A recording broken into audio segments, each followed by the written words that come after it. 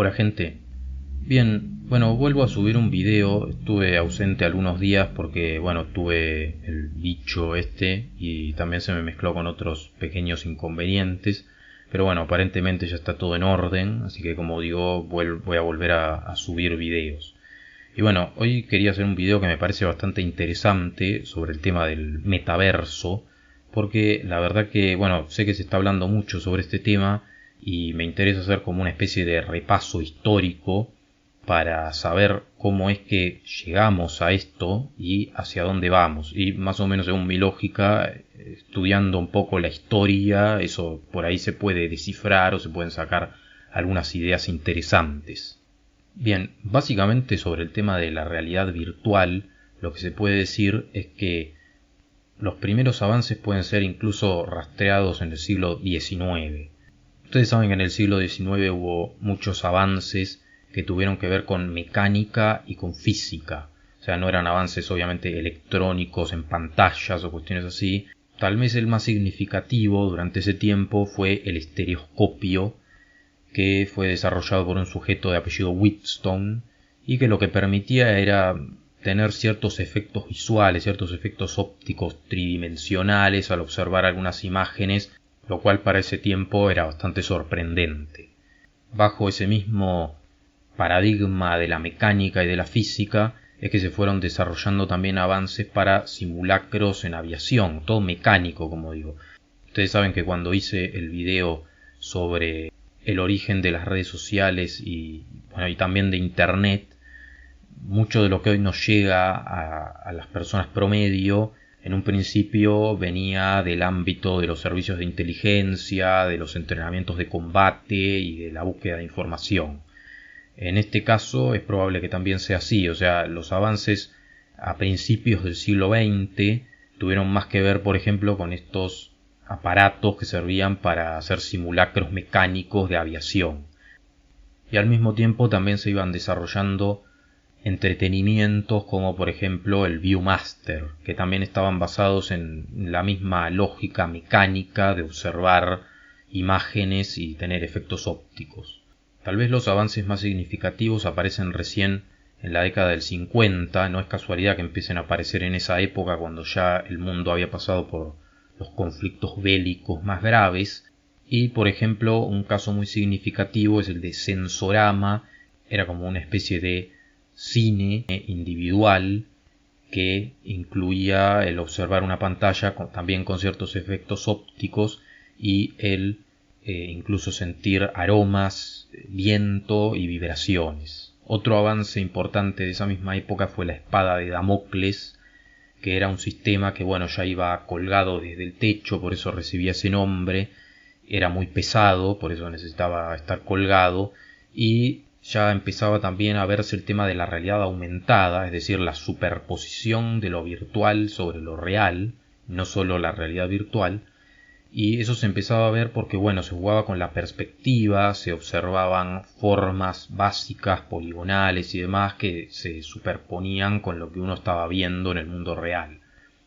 Durante estas décadas, sobre todo los 60 y los 70, se fueron dando avances que combinaban justamente lo virtual con lo real, con lo mecánico, y se puede decir que otro siguiente paso importante se da durante la década del 80, cuando empiezan a aparecer los sistemas que ya nos permiten ver la llegada de los videojuegos y también de las computadoras. Se empiezan a fundar, por ejemplo, empresas que específicamente intentan hacer avances en el tema de la realidad virtual e incluso ya se populariza, si bien la expresión realidad virtual ya se usaba hace bastante tiempo, sobre todo en novelas de ciencia ficción, se populariza esa expresión realidad virtual con estas empresas que intentan hacer avances y que bueno, necesitan tener como unas estrategias de marketing y usar nombres particulares. Y si bien hay varias marcas que incursionan en el mundo de la realidad virtual y que intentan hacer avances, e incluso hay algunos que fueron bastante sorprendentes porque eran avanzados a su tiempo o porque eran marcas conocidas como Sega o como Nintendo, probablemente la marca que más sorprende en ese tiempo es una llamada Virtuality, que como ven hoy por hoy no se la conoce más. que desarrolló unos cascos que, si bien eran bastante pesados, creo que era como de 1 kilo el peso, hizo avances significativos. O sea, desarrolló un juego llamado Dactyl Nightmare, que era un juego de realidad virtual como lo podemos entender hoy por hoy, y también desarrolló varias plataformas sobre las cuales se podía jugar, ya sea parado o sentado. Incluso también tuvieron desarrollos con todo lo que tiene que ver con la posibilidad de que el juego fuera multijugador, de que no fuera simplemente de a uno. Y esto se veía en los 90 como el futuro, sobre todo porque en ese momento seguían existiendo los lugares a donde muchos jóvenes iban a jugar con máquinas que obviamente en ese momento no podían tener en su casa. La lógica de muchos desarrolladores de ese momento era que estos juegos de realidad virtual eran inevitablemente el futuro, porque se estaba avanzando en cuanto a gráficos, y la evolución lógica parecía ser, bueno, que en un determinado momento los jugadores demandaran el estar inmersos en una realidad virtual y sintiendo cuestiones. Y entonces muchos se preguntan, bueno, ¿por qué hubo a partir de la década de los 90 como un estancamiento? ¿Por qué fracasó la realidad virtual en ese momento? Y básicamente es por la popularidad que tuvieron otras consolas que ya estaban más desarrolladas, que no estaban experimentando tanto, y obviamente también la llegada de internet y la posibilidad de descargar juegos uno desde su propia casa y ese tipo de paradigma de la comodidad. Esto quebró un poco los avances en el tema de la realidad virtual, hasta el punto en el que algunas marcas, como dije, Sega o Nintendo, intentaron incursionar en ese mundo y fracasaron, junto con un montón de otras pequeñas marcas que en ese momento realmente estaban haciendo algo que, si se quiere, era bastante avanzado para su tiempo. Y si bien entre los 90 y los 2000 se hicieron desarrollos para avanzar, y todo esto se mantuvo sobre todo en el ámbito de, por ejemplo, los simulacros, los entrenamientos de combate, incluso la salud, y todo esto por ese lado sí avanzó. La realidad es que en todo lo que tiene que ver con usuarios comunes, cotidianos, que por ahí querían la realidad virtual para juegos o algo así, hubo un estancamiento muy grande. Y recién en el año 2010 es cuando se dan avances de la mano de un joven que en ese momento tenía 18 años, que es Palmer Luckey. Según la versión oficial que él mismo cuenta sobre él, se supone que hizo grandes avances en todo este tema de la realidad virtual desde un lugar muy precario, y gracias a sus méritos fue visto por otros grandes de la tecnología, como por ejemplo John Carmack, que desarrolló el juego Doom, que fue muy popular en los 90, y posteriormente también fue observado por Mark Zuckerberg, que se venía interesando por otro tipo de tecnologías y que al final termina comprando los productos que realizó este chico Palmer Luckey. ¿Qué es lo que desarrolló este chico Palmer Luckey? Bueno, una marca llamada Oculus, que tuvo como estandarte el modelo Rift de cascos de realidad virtual, que según lo que se explica significaron un paso, un avance muy grande en todo ese campo. Este chico pasó consiguiendo muchos otros cascos de realidad virtual y queriendo mejorarlos hasta el punto en el que, según su versión, independientemente logró una mejora muy grande. Esta mejora fue tan significativa que incluso este joven, supuestamente de manera independiente, logró sobrepasar a algunas marcas que en ese momento tibiamente estaban queriendo desarrollar avances en el tema de la realidad virtual, como por ejemplo Sony. A partir del 2010, entonces, por una cuestión de competencia, cuando se populariza ese modelo Oculus Rift, ahí sí otras marcas se ponen manos a la obra en hacer avances, como por ejemplo Sony o también Samsung, entre otras, sobre todo, como digo, por una cuestión de competencia y porque se veía en ese momento que podía ser la tecnología a seguir. Y sobre todo esta idea se pone mucho más de relieve cuando Mark Zuckerberg decide comprar esta marca Oculus y seguir haciendo avances. Zuckerberg ya desde ese momento tenía la idea de poder hacer un supuesto metaverso, y esto se puede constatar en declaraciones que él tiene pensando en eso, porque básicamente lo que Zuckerberg veía es que cada 10 o 15 años hay alguna tecnología muy significativa que termina reemplazando a alguna otra que parecía inamovible. la influencia por la cual todos estos grandes de la tecnología también buscaban este tipo de cambios tiene que ver, por ejemplo, con lo que habían consumido desde jóvenes. No nos olvidemos que en la década del 90 hay películas de Lawnmower Man o la propia Matrix. Incluso el propio nombre metaverso viene de una novela escrita llamada Snow Crash.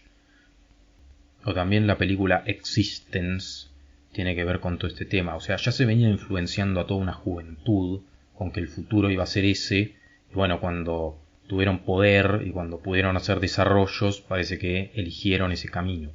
Ahora, si bien Zuckerberg compra esta empresa y otras marcas empiezan a competir y empiezan a centrarse más en el tema de la realidad virtual, probablemente ustedes también hayan notado que tampoco es que esta tecnología se haya popularizado tanto en los últimos años. O sea, tuvo algo de fama, tuvo algo de nombre, pero no llegó a ser tan conocida y tan mencionada como por ejemplo una PlayStation. Y el motivo por el cual sucedió esto tiene mucho que ver, por ejemplo, con ciertos cambios que generaron las redes sociales e Internet también en lo que sería la década del 2010. Sobre todo porque, por ejemplo, para mucha gente es cómodo jugar desde el teléfono móvil o con ciertas aplicaciones que se consiguen de una forma muy sencilla. Y no a todo el mundo le resulta cómodo, por ejemplo, ya casi vestir un casco en la cabeza. A mucha gente esto le va a dar dolor de cabeza, le va a molestar. Incluso el propio uso de estos cascos por los efectos visuales que tienen a veces causan mareos o generan visión nublada o cuestiones así. De manera que, como vemos, durante el 2010 esto tuvo una cierta relevancia, pero tampoco se popularizó tanto. Otro factor que puede haber causado que durante la década pasada no se haya popularizado esto tiene que ver con que este chico Palmer Luckey en un momento fue bastante transparente con sus puntos de vista políticos y básicamente para la llegada del año 2016 exteriorizó que él apoyaba a cierto candidato en Estados Unidos, lo cual a los de Facebook no le gustó y termina despedido, ¿no? Probablemente por internas que tienen que ver con todo esto. A partir de ese punto, lo que se puede decir es que tanto Facebook como las marcas que estuvieron incursionando en esto y fueron compitiendo, se fueron centrando también en hacer pequeños avances y se puede decir que lograron avances. O sea, cada vez el uso de estos cascos es más liviano, hay más seguimiento de los movimientos humanos y cuestiones así. Y entonces finalmente llegamos al 2021, octubre del 2021, en el que Mark Zuckerberg hace una conferencia diciendo que bueno, que quiere justamente cambiar el nombre de su empresa a Meta y generar este metaverso. En muchos lugares se popularizó la versión más corta de toda la conferencia que él hizo diciendo esto, que es un video de unos pocos minutos.